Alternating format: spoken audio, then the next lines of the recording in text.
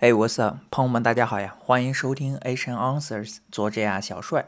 如果您使用苹果播客收听，请一定帮小帅写一个评论，留5颗星星，对我将会是莫大的鼓励。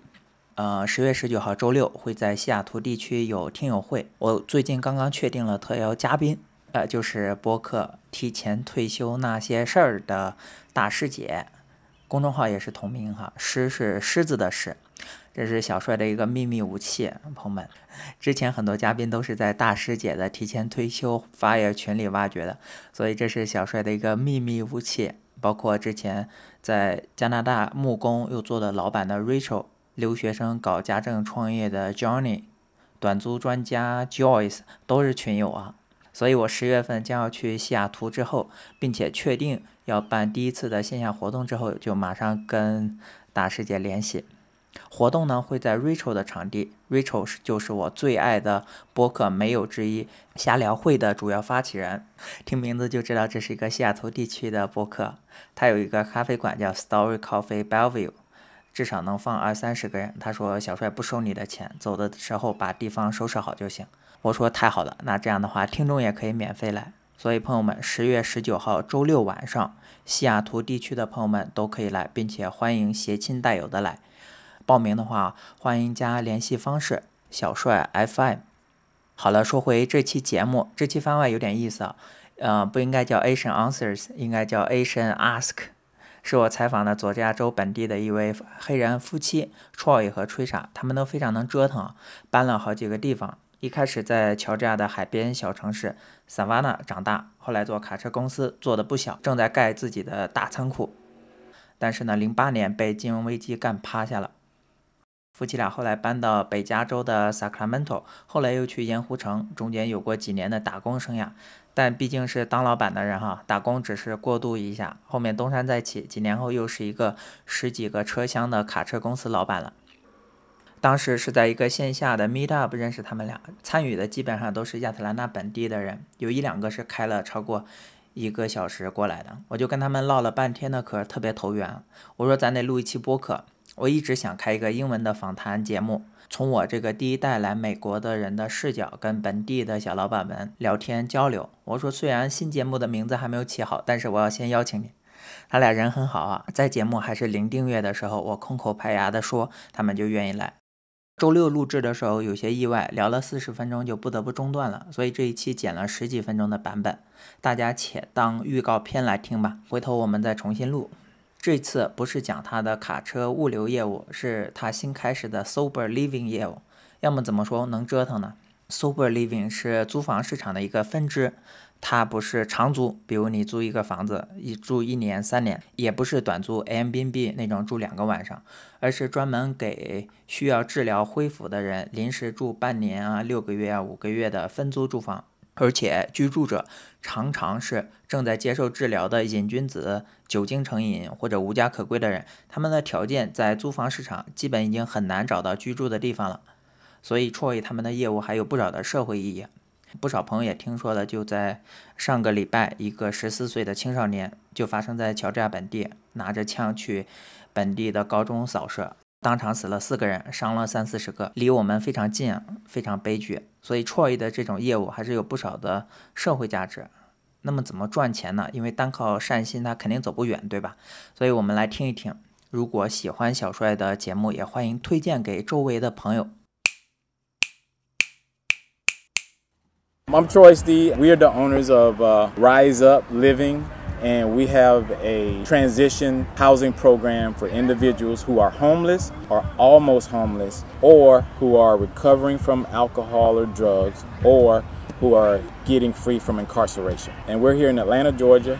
We also make housing available, affordable housing available for individuals who are getting out of halfway houses. So we're kind of a bridge when people who have fallen on hard times need a little bit of help to get from not so good place to a better place. And so our recovery program is not full service recovery program in that we don't administer medications, we don't monitor medications, we just provide the housing And then if an individual needs medication or medication monitoring, we have other outside companies come in to help us with those type of situations. Let's say that's something like a bridge home. It's sober living. Exactly, sober living. So we have a software program that when an individual comes in, we enter all their information into the software program. It creates a community among myself and the residents in the house where we can have weekly meetings via chat, and we can keep up with each other. If somebody's having a bad day, we just go in and communicate back and forth through the program, and we can set up meetings when we're going to meet at the house face to face, or we're going to have a meeting like online.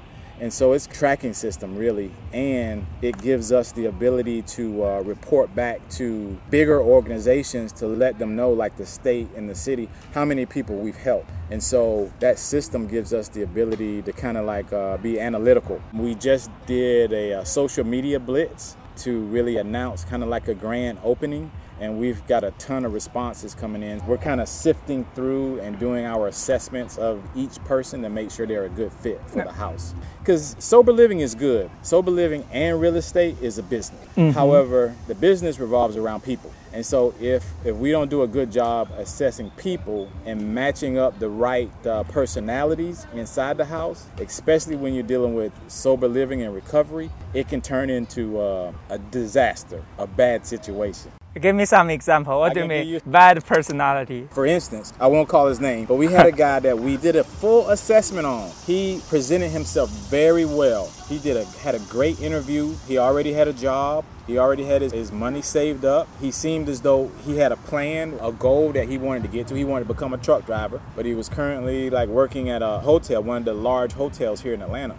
Customer service. We took him in, but what we didn't realize was he exited the program early. The recovery program that he was in, he exited early, and when he came to live with us, he was with us for like 3 weeks and he relapsed. And so when I say a bad situation, if you have a house full of guys who are definitely confident and they have decided that they're going to stay away from drugs and alcohol, if you bring one bad person into the house and they're on the fence and they're thinking, I'm going to come into the house and I'm going to go out and I'm going to smoke marijuana, or I'm going to slip in and out and not do the right thing, and then they become a bad apple and infect everybody in the house. That's one of my concerns. If you are alcohol addiction program, you don't want to put a person who are alcohol addicted next to another one who is alcoholic addicted. So will that happen? It can be a problem, and that's why the co-living model is a better situation in a sense, because sometimes the guys inside the house, they will detect somebody that's backsliding before I detect or before the house manager detects it. And the community will come together and like, hey bro, you got to get back on the straight and narrow. And then they'll be like, hey Mr. Troy, Marshall is having a bad week. It sounds like he's talking like he's going to relapse and you might want to have an intervention with him. And so that community where the guys are living together, it's support. And so in a sense it can be bad. If that one bad apple, his personality is stronger than the entire house, it can be really bad. But most cases, that's not going to happen. And so that's why that model, because some people on the outside look at it as if a bunch of guys sharing a house is not a good situation. But where they come from, it's a better situation than being alone sometimes. So it must be someone who is paying for that rent, right? It sounds like non-profit. Yeah, you got two different aspects of pay. So in some situations, when we do an assessment, we'll go through that individual's income to find out if they have a job or if they're receiving SSI or SDI, or if they're getting support from the rehab program that they're leaving. Sometimes those programs will pay the rent from 3 months to 6 months. And so when it's in a situation where they're supported like that, it's less stress on that tenant because they don't have to really worry about the job and making the payment for the monthly rent. And so it's better for us also because those programs, they guarantee the rent. Sometimes they're self-pay, and so we have to verify their job. In a typical landlord-tenant situation, like when we go to apply for an apartment, we fill out the application says you got to earn 3 times the rent amount. So if the rent amount is $500, a typical landlord says you got to earn $1,500 a month. And so our program is not that way.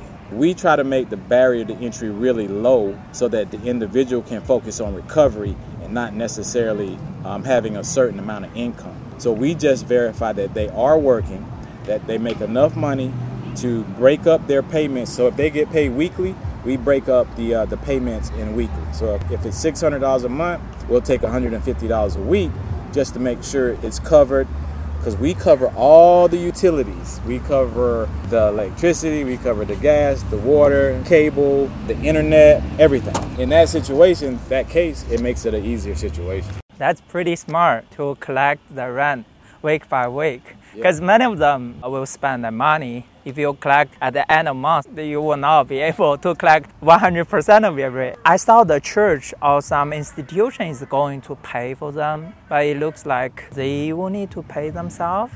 Sometimes they go to recovery programs that don't have enough funding or don't have any funding at all to support the clients after they leave. And so in that case, those programs make sure they get job skills while they're in the program, help them find a job before they leave the program so that when they do leave, they can support themselves.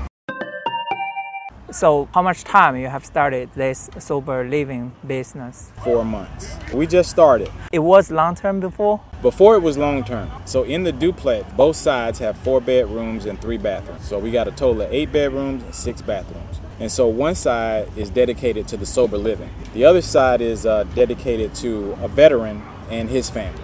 And so what we plan to do is once we fully get the sober living side full, we have another house that we're going to transition the veteran and his family into so that they can improve their living situation as well. So it'll be a single family house. So you're going to find another home for the current tenant and make both of the homes in that duplex to be sober. Why is that? So I can say it's okay to mix the long-term rental, the sober living, but it's not ideal. It's not the best case scenario. So what we want to do is just have that entire house or that entire duplex, the sober living, and then move the long-term tenant to something that's more comfortable. How do you have that idea? We first lived in Savannah, Georgia. Then we moved to Sacramento, California. And then we went to Salt Lake City, Utah for like 7 years. You barely saw any homelessness in Salt Lake City. There was some, but not a lot. Okay. But when we moved here to Atlanta, it was like everywhere compared to Salt Lake City, Utah. Plus, I have a couple family members that were dealing with drugs and alcohol in their past. And so when I lived in Salt Lake City, Utah, I was a real estate agent. And so when I came here, I was looking at the real estate market. It was very good, but the prices were going up, up, and up, and up. So I was thinking about getting into real estate, but then I wanted to make sure that the rents could cover the mortgage, the maintenance, taxes, all the expenses.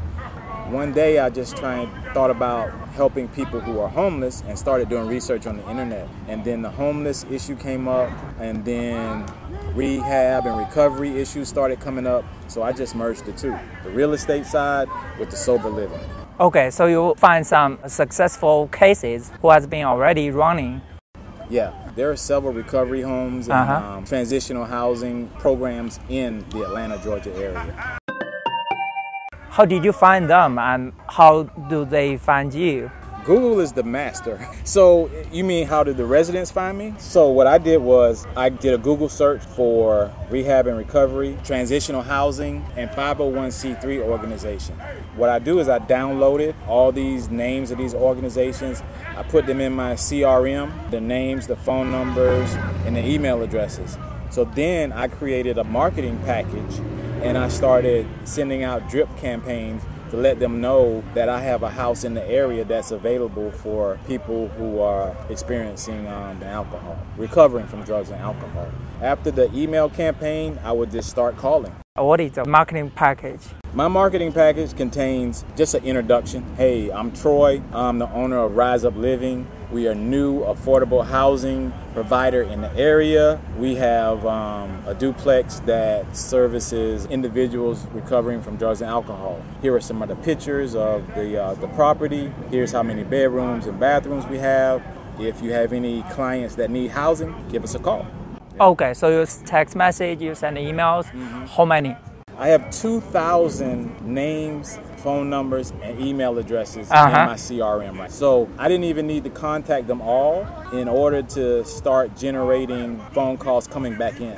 So once they found out we were available, it's such a huge need in the area, they started calling. The main problem, the biggest hurdle is as an operator, as an owner, you have to have a heart for people. It can't just be about the real estate. When you have this demographic in your house as tenants, it becomes more than just getting the rent.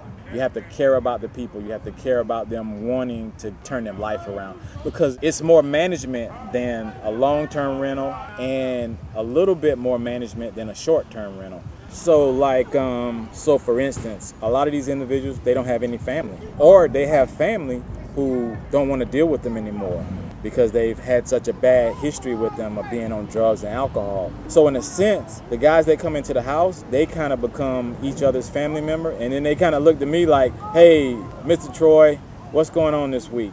I'm dealing with such and such and such. So it becomes kind of like a family away from family versus just having a tenant in your property. I would say it's good because when you go with this model, you can generate more revenue than long term, but at the same time, it's more maintenance.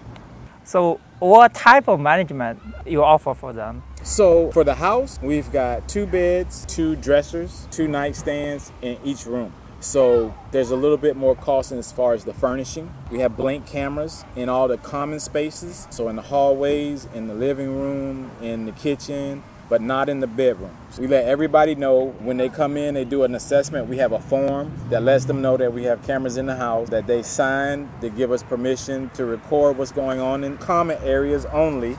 Another reason we have those is not just to monitor what they're doing, but because of safety reasons. So a lot of these guys, sometimes they're on medications. For instance, there was one guy, Sylvan, he had a history of seizures. And so he was going to be one of the tenants. He had filled out the form, didn't pay his deposit yet, but the day before he was coming to pay his deposit, he had a seizure and went in the hospital. And so those type of medical issues can come up. And so we want to be able to say, hey, we can see what's going on. We have their medical records and history in our documentation. So if the ambulance or anything has to come out for any type of issue, we at least have some information to share with authorities if they have to come out. The medical part is another reason we have the cameras, as well as safety. So what's next is we plan to start our 501c3 organization. So once we do that, we'll be eligible to get donations so that we can provide more housing to individuals.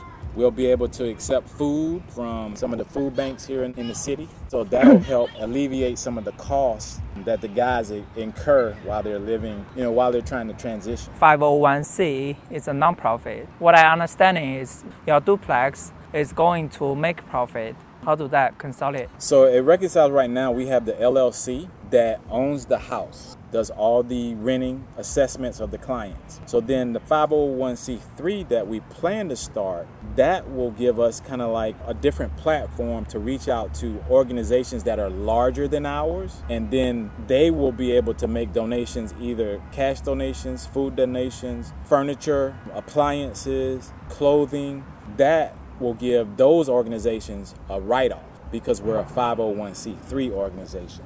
And if they make monetary donations or any type of donation, cars or vans, transportation vehicles, they can write that off on their taxes and reduce their taxable income. Whereas as a LLC that holds the property, we wouldn't be able to give them that type of tax benefit for donations. For you, where the money or stuff goes to? If they're making a monetary donation, that'll allow us to create our own rehab and recovery program. We'll be able to then hire staff to do evaluations and then run a full 12-step program that help people recover from drugs and alcohol. So as well as all the other software and legal compliances that come with that type of organization, that'll allow us to provide more services to individuals in-house versus having to bring in contractors to do that same type of work. So we would use those funds to just offer more. As we offer more to the guys that come in, we can not only just help the guys that we have, we could possibly get more property and then grow our ability to take in different types of people recovering from drug and alcohol. Because there are different levels of addiction. You have guys who are on the methamphetamines, cocaine. Those different type of levels require different type of services and different type of care. And so as we take in donations, we can then bring in more professionals that can provide that care. So if money comes in, that'll be able to pay salaries. We'll be able to drug test the 12-step program that's administered and given to the guys on a weekly and a daily basis. There are a lot of steps to the recovery process. Okay. Yeah. So why do you want to start? Once you start to interact with some of the guys, you see their situation is not too far away from my situation. I could have easily been, right where they are just by one mistake. Like I was saying earlier, that care for people. If you don't love people, it's going to be very tough to grow in this business and stay in this business. So that's just the way we see it. That's our goal, just to help more people. 节目最后，我再吼一声，如果您使用苹果播客收听，请一定帮我打一个5星，留一个评论，对我将会是莫大的鼓励。和 Troy 的正片回头录出来剪完之后，也会在这里面跟大家通知。现在 Spotify 也悄悄地上线了评论功能，我看看谁会是声破天的沙发哈。朋友们，我们下期再见，喜欢请转发，拜拜。